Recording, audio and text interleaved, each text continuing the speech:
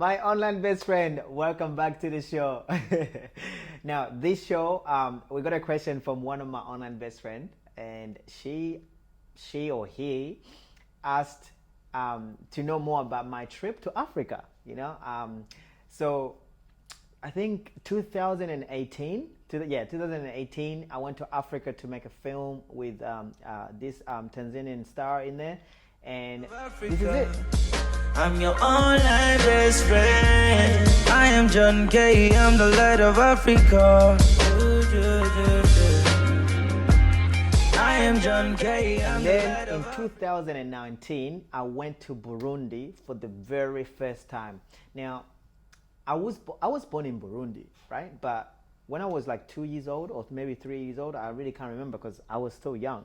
We moved out of Burundi and went to live in Tanzania. And from Tanzania, we came to Australia. So I've actually never really had a chance to go and see Burundi. But I've always loved Burundi. I've learned Burundi like in the books at school. Where I was living in Tanzania, we used to learn everything about Burundi and stuff. So I knew Burundi, but I knew it from the books. So this was my very first day in my birth country. So beautiful. I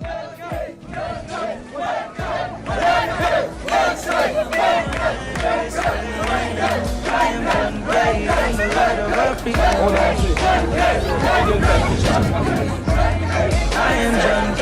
I'm the light of Africa. I am John K. I'm the light of Africa. Yeah, I agree. I ain't that perfect.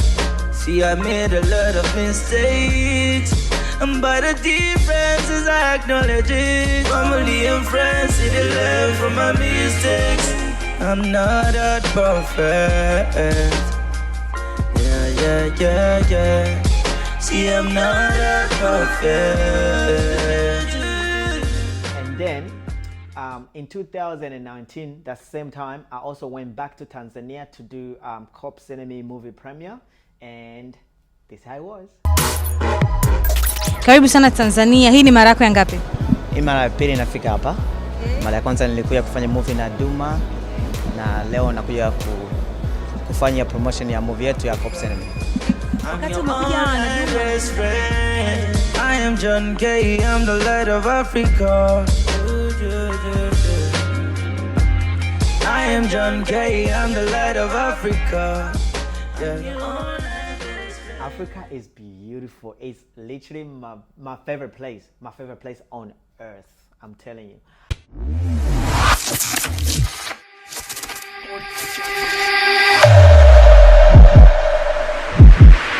What was my experience like when I first went to Africa?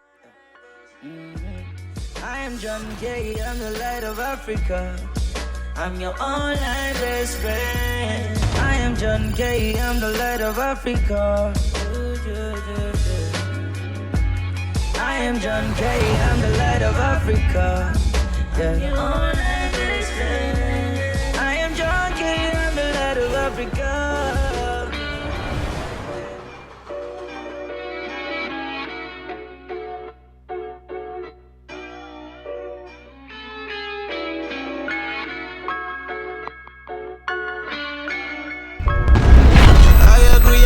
Perfect. Yeah. I agree, I'm not that perfect. I spend my quota on a bracelet.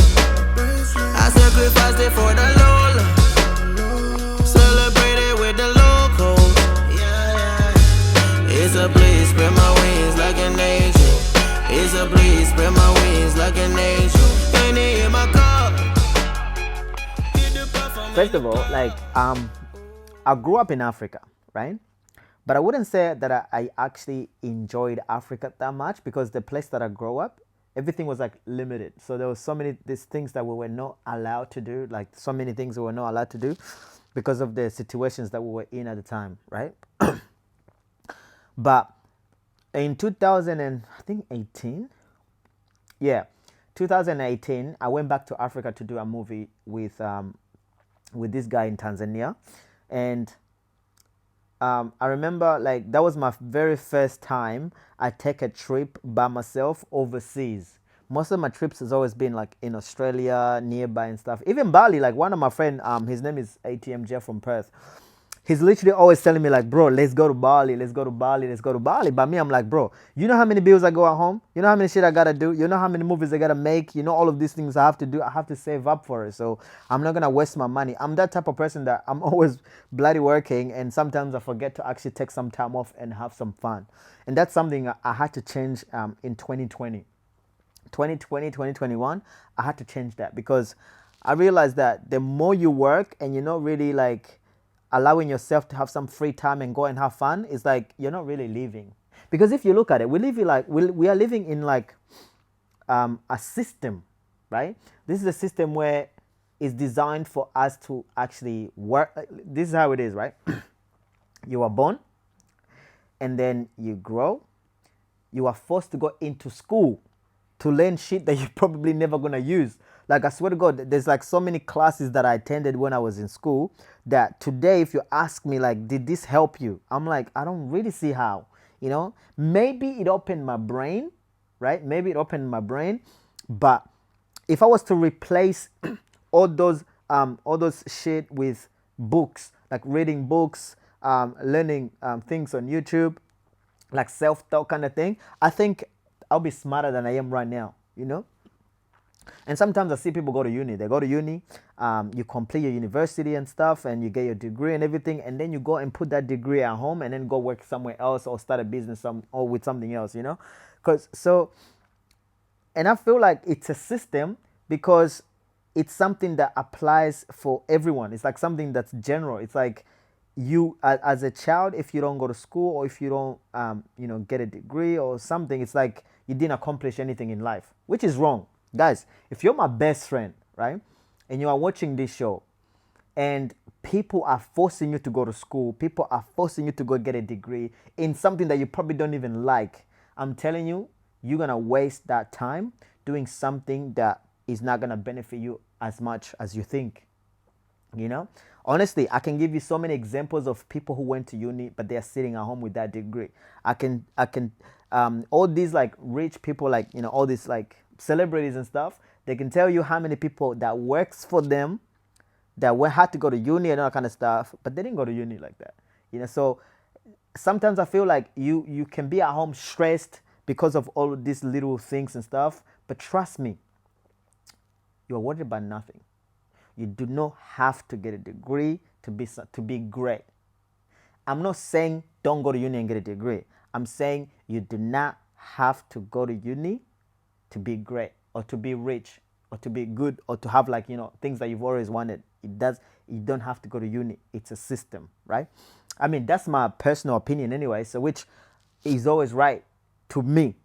My personal opinion might be wrong to you, but to me is right. Like, I'm always right to me, right? So you can't judge me because guess what? You are my best friend. How you gonna judge your own goddamn best friend? Are you crazy? I beg. So listen, continue my story about the system. You are like, this is how like a lot of people live their life, and I don't want, because you're my best friend, I really don't want you to live in that system. My goal right now is to try and get you out of that system. Okay, so the system designed like this: you are born, you grow, you go to uni. You go to school and then you go to uni, and after you get to uni, you are forced to get a job, right? Once you get a job, then the next thing that happens is get married. Once you get married, or just before you get married, you're gonna you're gonna have to buy a house, and when you buy a house, is gonna be a mortgage because you are working a day job, like 9 to 5 kind of stuff, right? And then from there, once you get a house, guess what? You're probably like in your 25s or you're 25 years old or maybe 30s and stuff, and you got a mortgage for probably like $500,000, and then your day job, if you have 2 jobs or whatsoever, is probably gonna generate like $1,000 a week. If you're lucky, $1,000, $2,000 a week or whatsoever. And then guess what? This is how they lie to you, right? You're gonna spend like 30 years of your life paying off that mortgage. Now, by the time you're 30, I've seen this happen before. A lot of people, they work every single day for 30 years because they have that mortgage. And even if they're gonna go for a little holiday, it's gonna be for like 1 week, 2 weeks, and then they come back. And then that's probably like once a year. So really, after 30 years and you were 25 or 30, now you are 55 or 60. And then boom, you just finished paying the house when you are 60. And by then, you're actually a bit older. So you're pretty much not going to enjoy life like the way you're supposed to enjoy when you're like in your 20s, in your 30s. You know, in your 30s, you're supposed to go out, have fun, you know, destroy some girls and stuff. But you didn't do all of that, you know. So they lie to you. The system is actually cheating you if you get what I mean. Because at the end of the day, guess what? You've spent 60 years working, paying tax, all that kind of shit. And guess what? The only thing that's probably going to come back to you is just a bloody house. And it's good that you have a house because it's good for your kids and everything. That's amazing. However, this is what I want to say. And I'm not saying you can't do that. I'm only going to say this. Balance it.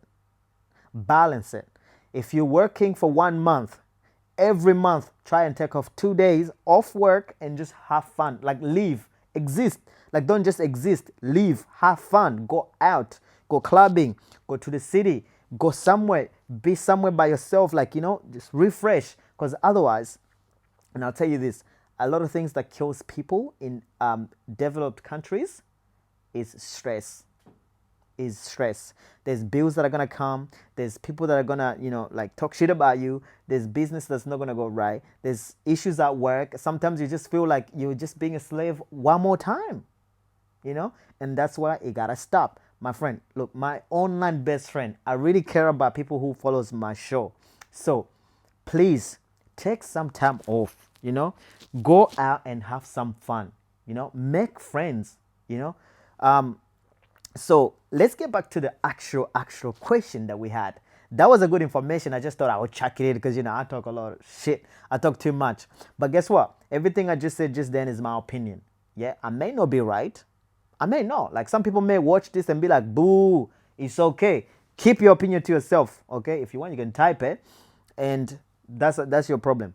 Not my problem. That's your problem. I don't have those kind of issues. So here's the thing. When I went to Africa for the very first time, I actually thought like, because, you know, where I grew up and where I went to, because I went to Dar es Salaam and I grew up in like Kigoma, this place. I don't want to say it's a village because you're going to start insulting me, idiot. It was a camp, okay? Relax. So when I used to live in the camp, you know, life was just normal. Like we were happy. I'm not going to say we were like struggling. We were happy and stuff, but we just didn't have all this money, iPhones, Facebook, Instagram, ex-girlfriends and stuff. I didn't have no ex-girlfriends. Not that I can remember at least. Anyway, so, and the ones I had, like, you know, come on, man. I was a kid. I don't even know what I was doing. So if you're one of them, don't get insulted. Don't feel insulted. But when I went back for the first time, my first time in Tanzania, because Tanzania was the first place that I went to. So this is what happened. I got at the airport and there was media. There was the guy that I was coming to do a movie with. He was already there as well at the airport waiting for me and stuff. So I got in the car and as I got to the airport first, it was hot. Like Dar es Salaam, the old airport, because now I think they have a new one. The old one, it was really hot. So when I got there, I was wearing I was wearing a white jacket and stuff. I had to take it off for a bit because when I'm going past the immigration check, that line takes forever. You know, that line takes forever, and they ask you a lot of questions like you're a thief or something. I don't know. Anyway, so, but they're good people. They really helped me very well. They looked after me so well, and I'm still grateful.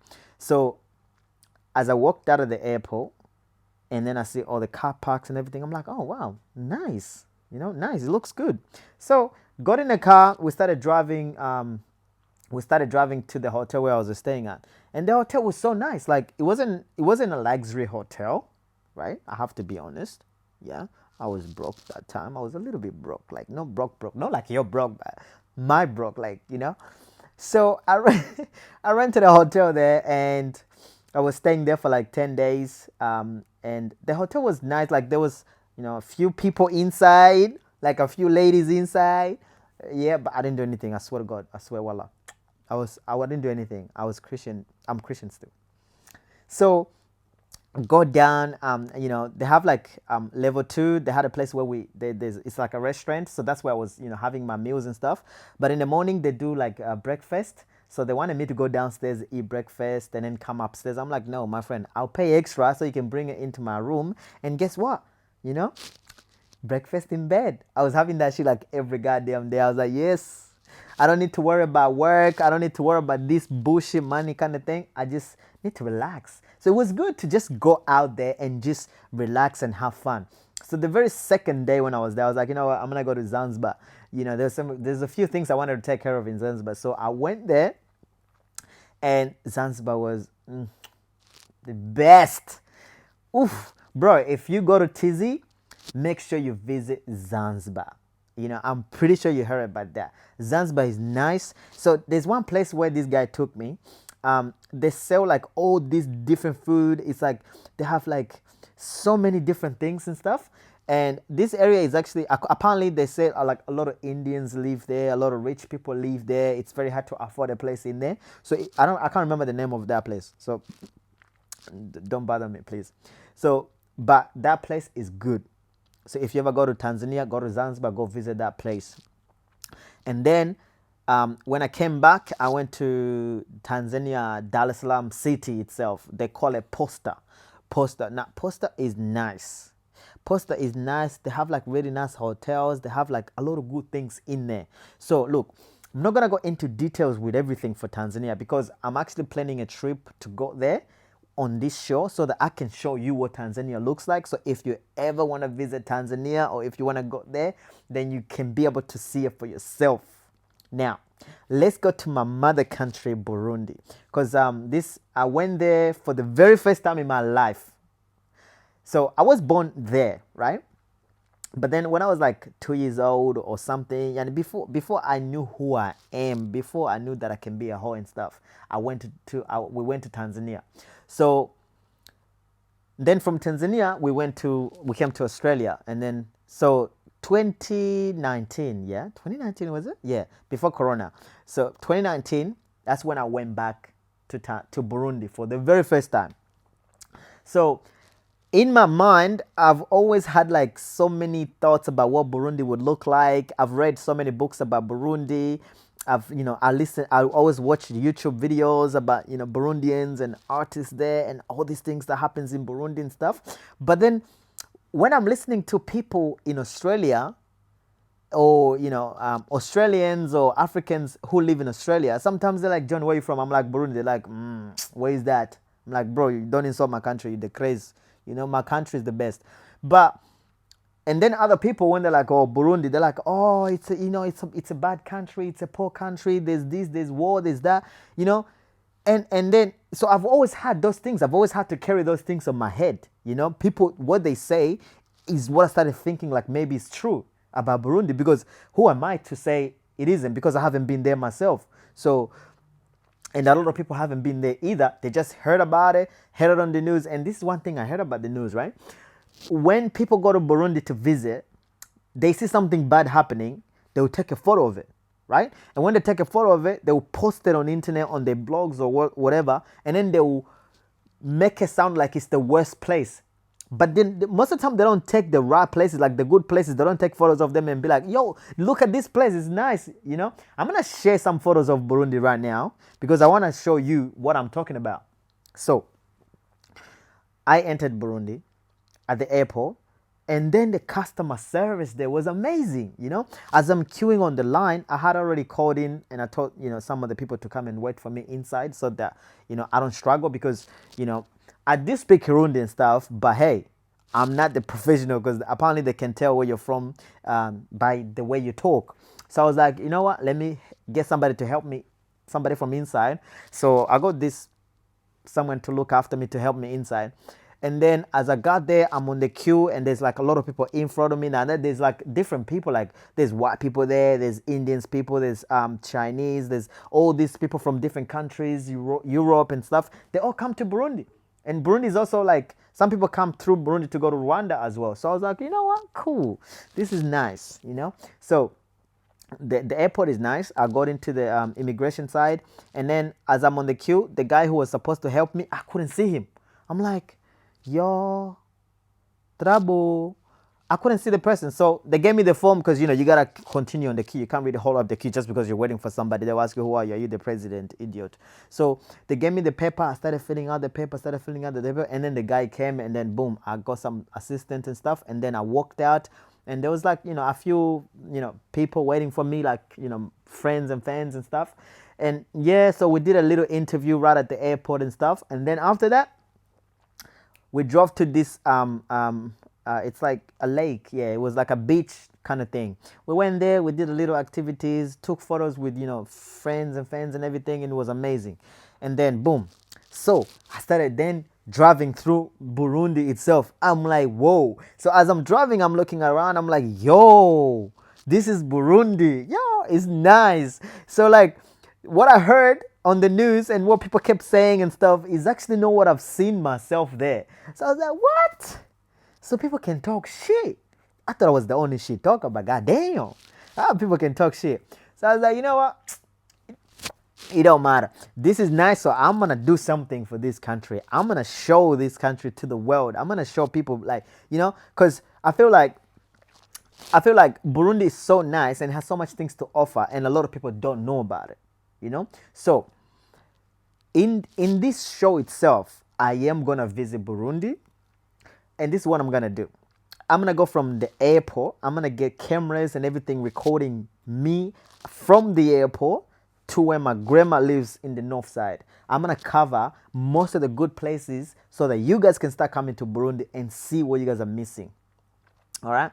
Now, I also had an amazing opportunity in Burundi. I met the president of Burundi at the time, Pierre Nkurunziza. He was, oh man, he was the best person I have ever met. Imagine being the president, being so humble, being so nice to the youth, encouraging the youth like all the time. And I sat with him, and we were just like, I was just telling him about my project. Like, look, I want to do something in Burundi. I want to show Burundi to the world and things like that. We're just having chat and stuff. And I was expecting him to be like, okay, yeah, okay, no problem. All right, bye. You know, like, you know, those busy people, like I was expecting something like that. But I'm telling you, we sat down, we started talking. He started telling me more things about Burundi that I didn't even know. Like, oh man, it was an amazing experience.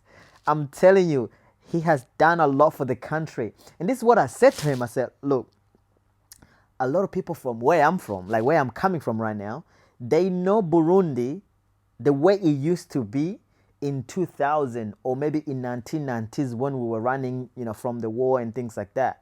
But today, when I was there, which was at 2019, they don't know that it didn't stay the same way. You know, the war has stopped. People love each other. And I'm telling you this, like when I was driving to see him, we drove past, and then I saw these soldiers in Burundi. Somebody's car stopped on the middle of the road. They were going somewhere. They had to stop. These soldiers, like a group of them, like maybe 5, 7, I don't know. They stopped and they were helping push that car off the road. Now, I was like, I don't see that often, even in these Western countries, you know, I don't see that all the time. So it's like in there, the soldiers, the police, the people, all the tribes, it's like now it's like together. And now the country is getting better because this is what they say. If people work together, nothing is impossible, right? So Burundi is actually so much better because people are now together. They're working together. There's a lot of businesses growing. And I'm telling you this, and I'm telling you this one thing, yeah? I'm not rich, okay? I'm not rich. Honestly, because if I was rich, I would tell you this. There's hotels in Burundi. To stay in it at night, you gotta have like a lot of money. And I'm not talking about a lot of money like $100, $200, $300. I'm talking about more than that at night. US dollars too, not Australian dollars. So, man, you would never know that there's something like that. So I'm gonna in this show, like not this season, but some upcoming seasons, I'm gonna show you Burundi from the start to the end. I'm gonna show you all these hotels. I'm gonna show you all these restaurants. I'm gonna show you the streets, the people, the celebration. I remember when Burundi won in soccer, bruh, beautiful. And when you, the clubs, oof, the clubs, they go off. I'm telling you, Burundi is like so beautiful. If you're Burundian and you are one of my online best friend, I'm telling you, go to Burundi and have fun, okay? And if I'm ever in Burundi, that's one place I can't go to and not post about it. If you go to Burundi and I happen to be in Burundi, please, we'll catch up and we'll have a drink together, you know? We'll have a drink together and have fun together because I love Burundi. I love my Burundian people. And if you are overseas and you're watching this show, please leave something in the comments so we get to know each other. All right? We are both the same. We are both Burundians, you see? We are both Burundians, always representing. So that's my experience in Africa. Now, in terms of career-wise, I did meet a lot of, let's say, I met a few celebrities, I met a few people and stuff, and we kicked back and all that kind of stuff. But this is one thing that I didn't really enjoy in there. Now, and I know a lot of people believe the same way, and that's why I decided to actually come out and talk about it. Now, a lot of people say if you want to make it, you have to go through all this juju stuff, voodoo stuff, and all that kind of stuff, right? Now, when I was in Burundi, when I was in Burundi and Tanzania in 2019, there was a few things that were not going right in my life, right? And as some of the people that I was around with, they could see that it's not going right. Instead of saying, hey, you know, try to do this, this, and this, they'd be like, bro, trust me, you will not make it. You're not going to go anywhere if you don't go through what everybody else goes through. And I'm like, I don't really think everybody goes through juju to make it. That's just doesn't make any sense. To me, it doesn't make sense. Voila. Because I grew up, my mom is a Christian, and my dad is a Christian. My whole family is Christian. And I grew up like literally I couldn't even drink alcohol because my family was very strict. I'm the type of person, even if I come home like 6 p.m. and my mom is already home, I'm going to get beat up. You know, I'll go beat up more than anybody in my whole family, you know. So going somewhere, doing something that's against Christianity was something that we didn't even think about, you know. So going to the witchcraft and all that kind of stuff, it's something that my whole family has never been nearby, you know. So when they told me about it, I listened to them. I'm like, yeah, hey, how does it work? What this? So they'll tell me. But me, I'm like, in my mind, I'm like, if it wasn't for God, first of all, I wouldn't even be alive. Because the way I was born and the way I was raised and stuff, it was really tough. Like I went through a lot of tough times, and I feel like I am only here because I have a purpose that I need to fulfill, like to do. And that purpose is the only reason why I'm still alive. And that purpose was given to me by God. And that purpose is most probably what I'm doing right now, right? And my purpose on earth, I know what it is now. Like, it's obvious what it is. It's just, to lead people from the darkness to the right side, to help people see some things in a different way so that they can better themselves. That's my purpose in your life, to help you, to help people. So, and I feel like I'm alive today and I'm succeeding in my life and everything because of God. So if somebody comes and tells me otherwise, and say, you gotta go with the devil to make it blah, blah, blah, to make it fast and stuff. This is what I say now. It's okay. If it takes me 20 years to make it, it's all right. I'm having fun. I'm chopping a few things, if you know what I mean. So what do I have to worry about? Seriously, life is good. I mean, look at me. Life is good. So I'm like, you know what? I don't care. I don't need $10 million in my account tomorrow. I don't need $100 million in my account tomorrow. It's okay. I don't need to go through all this devil stuff and just so that I can make it and be something or what, I don't know what, no, like, so for me, I was like, you know what, that's not my thing. That's not my thing. And I just want to tell somebody who's listening out there, bro, there's one time I got like really sick, right? And the pastor prayed for me. And after he prayed for me, I felt a bit, different and stuff. And I believed I'm going to get better, right? But I didn't get better, right?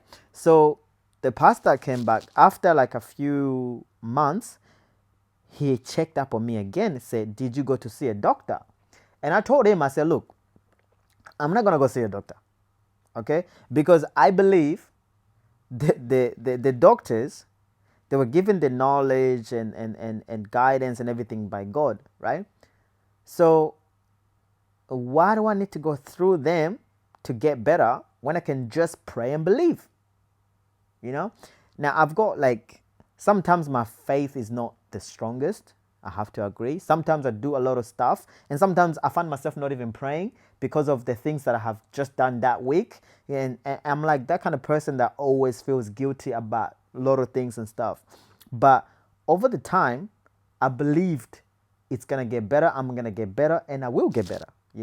So if you believe that making it in life, you have to make some sort of sacrifice to the devil or do all of these things, my friend, I'll tell you this right now, because I don't know how that shit works in that side, but I'll tell you what I think.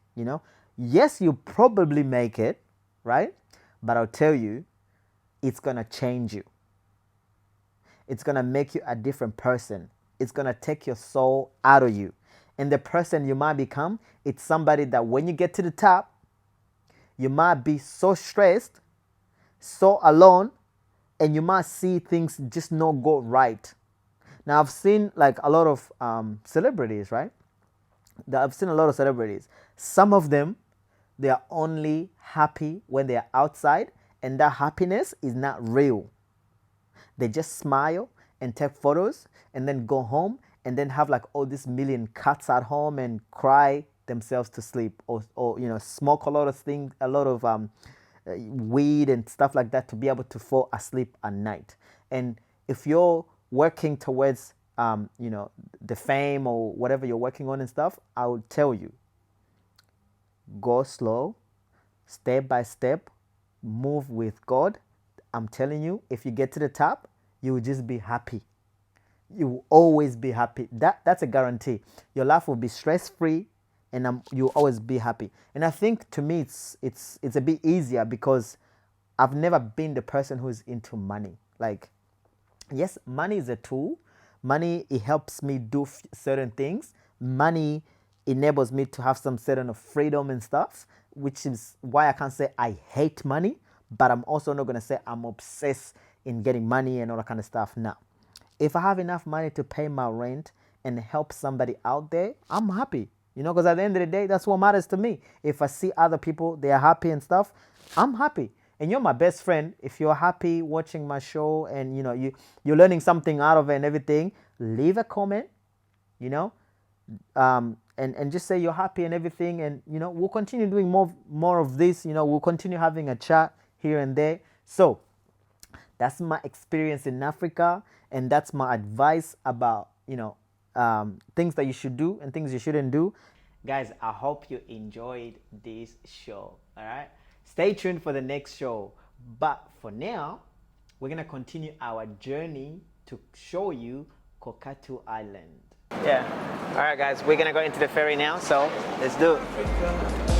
I'm your online best friend. I am John K, I'm the light of Africa. I am John K, I'm the light of Africa. Yeah. I'm your online best friend. I am John K, I'm the light of Africa. The ride in this ferry is actually beautiful. I really love it. It's calm, it's quiet. Everyone here is peaceful and it's nice. It's just beautiful. So if you ever come to Sydney, take one of these rides, go out there and just have some fun and enjoy the ride. The ride is actually what I love the most, to be honest. The ride on the water is just beautiful. Okay. So guys, I'm married to my work. Someone, what's so funny? Someone said we were married. Do you remember? Who and who? Someone asked on set. Yeah, there was one time we were filming a movie, and then this other girl came on set. She was asking if we were married because we were just talking shit, yeah? And she thought we were married. I'm like, what? Work wife. Work wife. Work Yeah, wife. work wife. It's my work wife. Yeah, but no, for real, man. I'm scared of being on the water. Like, you know, I seen Titanic. That shit is scary as hell, man. Like, if you see that shit, you know what I'm talking about. Yeah. Honestly. Man, that movie is scary. See people dying, jumping in the water, and you know the people that say, you know, people can swim and stuff, but I didn't see nobody swimming out of that water, you know. That's why I'm scared. Cold. But this isn't. Huh? If you fall in this water, you'll be fine. What do you mean? I'll go down all the way. Fine. You know when we went to Gold Coast, I'm with my friend. I'm like, guys, can you guys teach me how to? You know how sometimes you can lay on the water and just float? Yeah, you don't know how to do that. No. Man, if I tried it so many times. Should I take that? Should Listen. I take that? No, listen. That life jacket Listen, with us. I took it so many times. I tried it so many Yeah. times. Every time I try to float, I go down. I'm like, maybe I'm too heavy for the water. You know what I'm saying? Like, maybe I'm too heavy for the water. It just didn't make sense. I am John K, I'm the light of Africa. Yeah. I am John K, I'm the light of Africa. Ladies and gentlemen, this is nice. Look at that. See? This is live, guys. So if you come to Sydney, There's LA over there. yeah, if you come to Sydney, you have to come and see this, man. Like, enjoy this. This is like, man, if this was a girl, I'll marry her right now. For real. Look at that, yeah? It's nice. Welcome to Sydney, guys. This is Sydney. And we've come to the end of our episode. Guys, this is nice. So, if you've enjoyed the show, I'll see you in the next episode. But like I always say, stay safe, pray, and enjoy your life. See you later. Africa. I'm your online best friend. I am John K, I'm the light of Africa. I am John K, I'm the light of Africa. Yeah.